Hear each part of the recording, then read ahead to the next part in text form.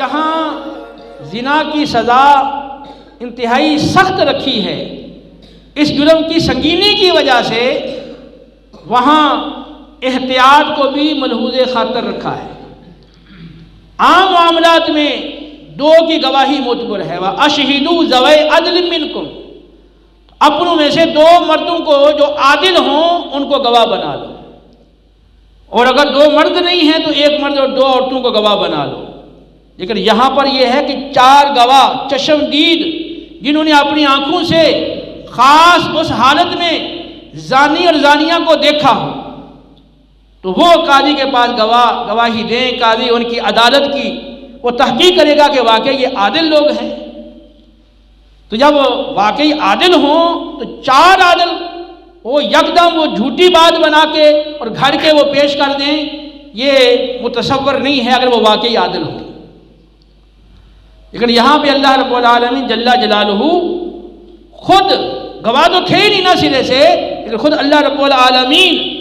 اس کی تردید فرما رہا ہے اس جھوٹی تہمت کی۔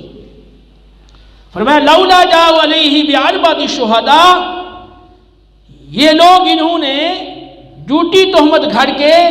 ام المومنین عائشہ صدیقہ رضی اللہ تعالی عنہا کی عزت کو پامال کیا، یہ اس پر چار چشمدید گواہ کیوں نہیں لے کر آئے؟ فَإِذْ لَمْ يَأْتُوا بِالشُّهَدَاءِ فَأُولَٰئِكَ عِندَ اللَّهِ هُمُ الْكَاذِبُونَ، تو جب یہ چار گواہ نہیں لا سکے، گواہ تو ایک بھی نہیں تھا، تو جب گواہ نہیں لا سکے تو یہی اللہ کے نزدیک سب سے زیادہ جھوٹے ہیں۔ فَأُولَٰئِكَ عِندَ اللَّهِ هُمُ الْكَاذِبُونَ، ہم کے ساتھ تاکید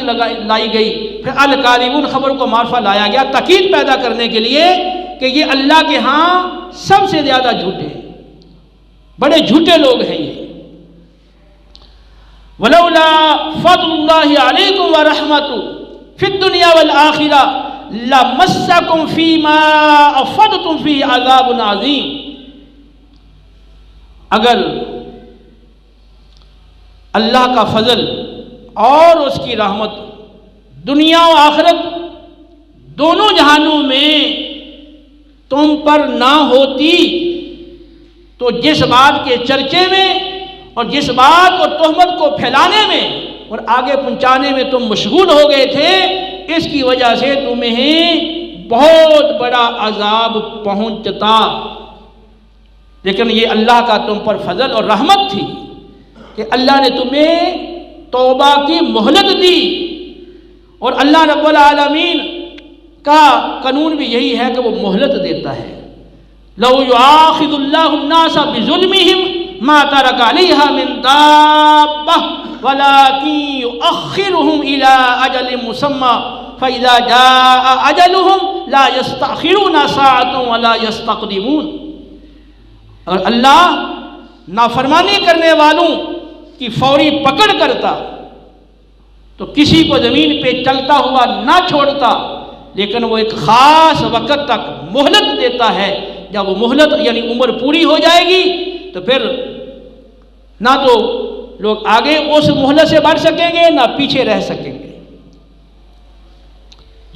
تو اللہ رب العالمین کا یہ تم پر فضل ہے، تم پر رحمت ہے اللہ کی کہ تمہیں مہلت دی اور پھر تمہیں توبہ کی توفیق دی، اور پھر تمہیں اس کی وجہ سے آخرت کے بہت بڑے عذاب سے بچا دیا۔ تو دنیا میں بھی تم پہ اللہ کا فضل اور رحمت ہوئی، اور آخرت میں بھی تم پہ اللہ کا فضل اور رحمت ہے، لہذا تم اس بہت بڑے عذاب سے بچ گئے ہو۔ اِذْ تَلَقَّوْنَهُ بِأَلْسِنَتِكُمْ وَتَقُولُونَ بِأَفْوَاهِكُمْ مَا لَيْسَ لَكُمْ بِهِ عِلْمٌ وَتَحْسَبُونَهُ هَيِّنًا وَهُوَ عِندَ اللَّهِ عَظِيمٌ، اور جب تم اس تہمت والی بات کو ایک دوسرے سے سن کر آگے پہنچا اور پھیلا رہے تھے،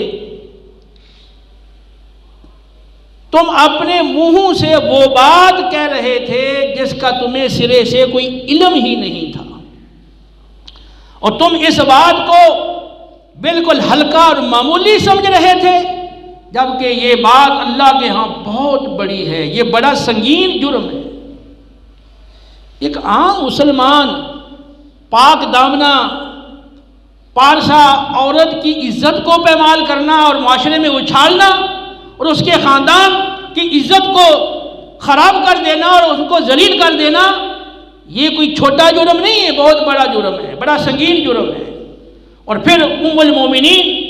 عائشہ صدیقہ رضی اللہ تعالی عنہا تو ان کی پارسائی کو بھی دیکھیں، ان کے خاندان کو بھی دیکھیں، نبی کریم علیہ السلام سے ان کے تعلق کو بھی دیکھیں،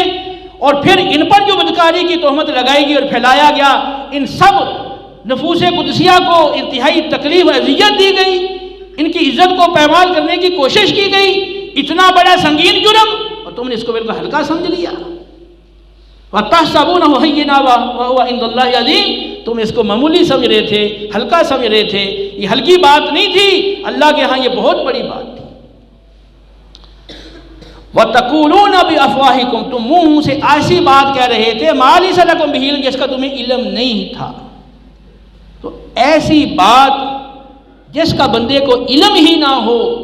بغیر علم کے اس کو آگے پھیلا دینا، یہ بھی ممنوع ہے، یہ بھی ناجائز ہے۔ اللہ نے قرآن پاک میں دوسرے مقام پر ارشاد فرمایا وَلَا تَقْفُ مَا لَيْسَ لَكَ بِهِ عِلْمٌ،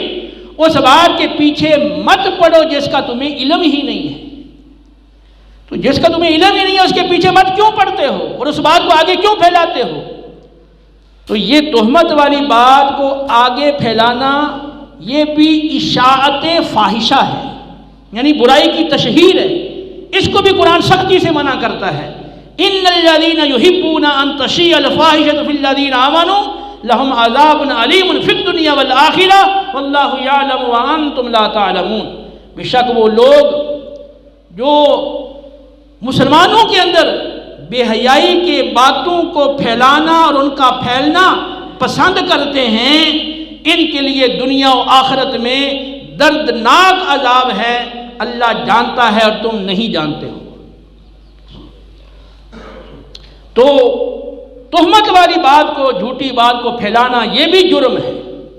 اور پھر جس بات کا علم نہیں وہ بات کرنا یہ بھی جرم ہے، اور پھر ایک سنگین جرم کو، بڑے گناہ کو ہلکا سمجھنا یہ بھی جرم ہے۔